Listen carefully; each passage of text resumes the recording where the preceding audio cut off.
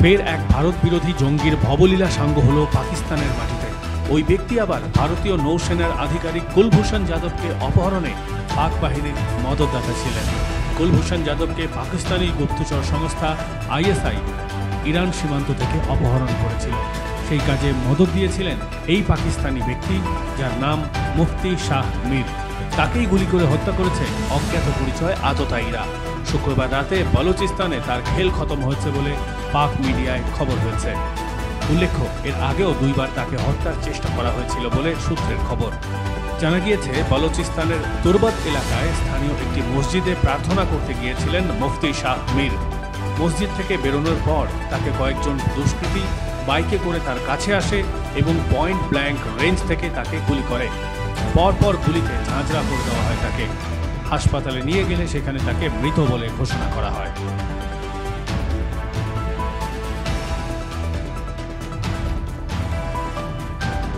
বলুচিস্তান এমনিতেই অশান্ত এলাকা হিসেবে পরিচিত। সশস্ত্র লড়াই থেকে নিরীহ নাগরিক, সমাজকর্মী, সাংবাদিক, রাজনীতিকদের গায়েব হয়ে যাওয়ার খবর এখান থেকে অহরহ উঠে আসে। পাক সরকার এবং পাক সেনার মদতেই সেখানে মানবাধিকার লঙ্ঘিত হয় বলে অভিযোগ। এবছরের শুরুতেও অশান্ত হয়ে উঠেছিল বলুচিস্তান। এখনও বলুচিস্তানের অনেক এলাকা রয়েছে যেখানে পাক প্রশাসনের নিয়ন্ত্রণ নেই। ইতিমধ্যেই সংঘর্ষে 18 জন নিরাপত্তা বাহিনী এবং 23 জন জঙ্গি সন্দেহভাজনের মৃত্যু হয়েছে। জানা গেছে, মীর জামিয়াতে উলেমায়ে ইসলামের সদস্য ছিলেন। তিনি নামে ধর্মীয় গবেষক হলেও মুখোশের আড়ালে অস্ত্র এবং মানব পাচারের সঙ্গে যুক্ত ছিলেন তিনি। পাক গোয়েন্দা সংস্থা আইএসআই এর সঙ্গে ঘনিষ্ঠভাবে যুক্ত ছিলেন তিনি। বিভিন্ন সময়ে পাকিস্তানের জঙ্গি ঘাঁটিতে দেখা গিয়েছে তাকে। ভারতে জঙ্গিদের অনুপ্রবেশের ক্ষেত্রেও মদত দিতেন এই মীর। এর আগেও মীর এবং মীরের ঘনিষ্ঠ সহযোগীদের হত্যার চেষ্টা হয়েছিল। গত সপ্তাহেই তার দলের 2 সদস্যকে গুলি করে খুন করা হয়।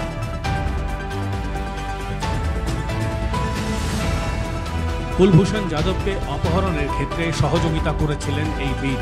ভারতীয় নৌসেনার প্রাক্তন আধিকারিক কুলভূষণ যাদব অবসর গ্রহণ করার পর ইরানের চা বাহারে ব্যবসা করতেন। 2016 সালে পাকিস্তান লাগোয়া ইরান সীমান্তের কাছ থেকে তাকে অপহরণ করা হয় এবং পাকিস্তানি সেনার হাতে পাচার করে দেওয়া হয়। 2017 সালে পাকিস্তানের সামরিক কোর্ট তাকে গুপ্তচর বলে দোষী সাব্যস্ত করে এবং মৃত্যুদণ্ড সাজা দেয়। যদিও ভারত এই রায়ের তীব্র বিরোধিতা করেছিল। 2019 সালে আন্তর্জাতিক বিচার আদালতে কুলভূষণের মৃত্যুদণ্ড স্থগিত করে দেওয়া হয়। 2021 সালে পাকিস্তান একটি বিল পাস করে যেখানে কুলভূষণকে নিজের পক্ষ রাখতে অনুমতি দেওয়া হয়, কিন্তু সেই বিলেও অনেক খামতি রয়েছে বলে ভারতের মত। বর্তমানে পাকিস্তানের জেলেই বন্দী রয়েছেন কুলভূষণ যাদব।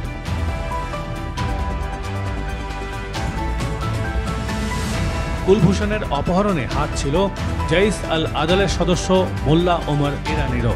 2020 সালে আইএসআই এজেন্টরাই তাকে গুলি করে হত্যা করে। এবার অপহরণে আরেক মদতদাতা মুফতি শাহ মীরকেও গুলি করে হত্যা করা হলো।